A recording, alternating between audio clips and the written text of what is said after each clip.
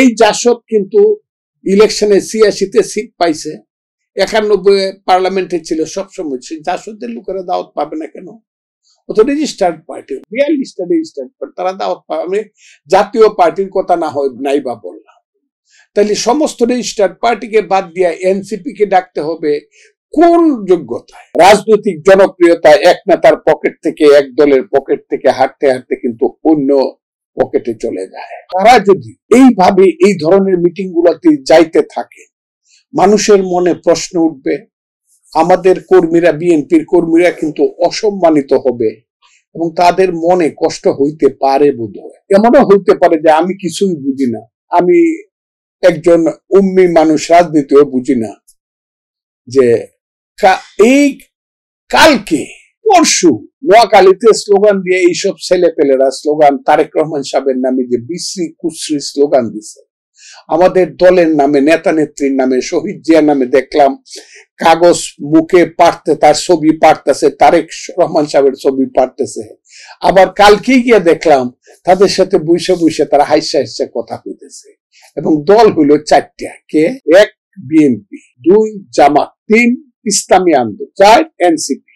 আমি উল্টা করে বলি, ১ এনসিপি, ২ জামাত, ৩ ইসলামী আন্দোলন, ৪ হইলো বিএনপি। না ডাকলে নাই হয়, ডাকলাম বা কেন আসলোই বা কেন না আসলেই ভালো হইতো, এরকম একটা ভাব। এই ৪টা দলের ডাক। এখানে তো আমি জানি ৪২টা দল তো রেজিস্টার্ড দলই আছে। এখন পর্যন্ত তো এনসিপি রেজিস্টার্ড হয় না। এটা কি করে তারা কম্পেয়ার করলো বা তারা কিভাবে চিন্তা করলো যে এনসিপি একটা বড় দল, যে দল একটা থানা কমিটি করতে গেলে মানুষ পায় না। ময়মনসিংহ এর মতো একটা ডিভিশনাল হেডকোয়ার্টারে ১২ জন মানুষ সামনে বসে আসছিল তাদের জনসভায়।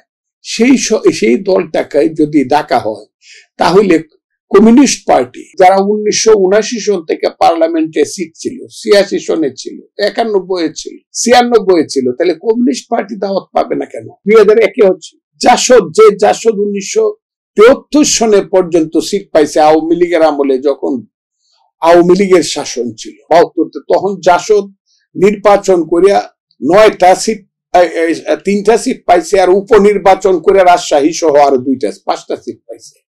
এই জাসদ ১১টা সিট পাইছে, কিন্তু পার্লামেন্ট সিট পাইছে কিন্তু জিয়াউর রহমান সাহেবের ৭৯ ইলেকশন। এই জাসদ কিন্তু ইলেকশনে ৮৬-তে সিট পাইছে, ৯১ পার্লামেন্টে ছিল সবসময়। জাসদের লোকেরা দাওয়াত পাবে না কেন? ও তো রেজিস্টার্ড পার্টি, ৪২টা রেজিস্টার্ড পার্টি, তারা দাওয়াত পাবে। আমি জাতীয় পার্টির কথা না হয় নাই বা বললাম, তাহলে সমস্ত রেজিস্টার্ড পার্টিকে বাদ দিয়া এনসিপি কে ডাকতে হবে কোন যোগ্যতায়? ফার্স্ট ক্লাস আর সেকেন্ড ক্লাস করা হবে কেন? এ টিম আর বি টিম করা হবে কেন? এদেরকে তো বি টিম হিসাবে ডাকা হয়, এ টিমের আলাপ তো কালকে হয়ে গেছে। আমি তাই বলতে চাই যে এই যে অপমান করার যে রাজনীতি, জাতিকে, রাজনীতিকে অপমান করার যে রাজনীতি চলছে, যে কূটকৌশল চলছে, এই দেশে কি হবে আমি জানি না। আমি কি বলবো এই দেশের কথা? আপনারা জানবেন হয়তো যে ফজলুর রহমানের উপরে মারাত্মক ধরনের অ্যাকশন শুরু হয়েছে, হয়তো আমাকে মারিয়ে ফেলবে। কিন্তু আমি তাদেরকে অপমান করার জন্য বলছি না। তারা এই কাজগুলা কেন করবে? আমি তাদেরকে কিন্তু অপমান করার জন্য বা ছোট করার জন্য বলছি না। আমি মনে করি না ভালো কিছু হবে। ইউনূস সাহেবের সরকারের মধ্যে একটা চক্রান্তমূলক মনোভাব, যেটা জাতীয় এবং আন্তর্জাতিক চক্রান্তের সঙ্গে যুক্ত, এবং তাদের সাথে প্ল্যান প্রোগ্রাম করে, দীর্ঘদিনের প্ল্যান প্রোগ্রাম। উনি নিজে বলে ফেলছে, সত্য কোনোদিন চাপা থাকে না, পাপ কোনোদিন গোপন থাকে না।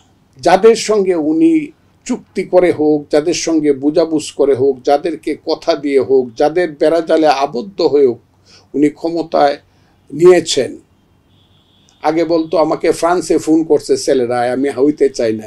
এখন শোনা যায় উনি দীর্ঘদিন যাবৎ, এরাই বলে, এই সৌদি এরাই বলে উনি তো আমাদের সাথে যুক্ত হয়েছে।